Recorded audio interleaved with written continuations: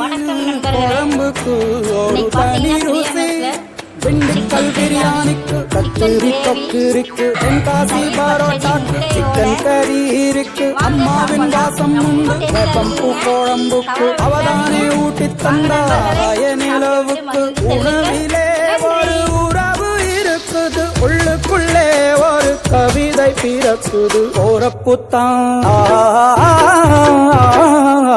அத நினைச்சுத்தான் இந்த போறப்புத்தான் நல்லா ருசிச்சு சாப்பிட கிடைச்சது.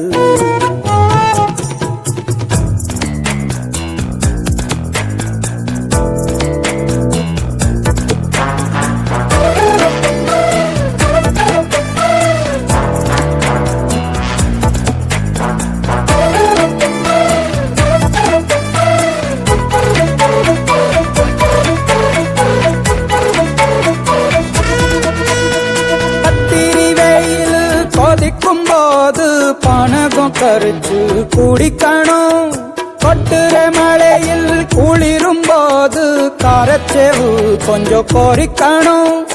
ஆழ்வள்ளி கிழங்குக்கு ஆஹா என்ன ருசி, போல கோழு கட்டைக்கு ஓஹோ என்ன ருசி, கருப்பட்டி சுப்பு மல்லி காப்பிக்கு என்ன ருசி, ஊரோரம் ஒத்தப்பான கள்ளுக்கு என்ன ருசி. பூமிக்கு வந்தவானுக்கும் இடையில ஒவ்வொரு சுவையிலும் மனசு லயிச்சுது. போறப்புத்தான் நல்லா ருசிச்சு சாப்பிட கிடைச்சது கிடைச்சது கிடைச்சது.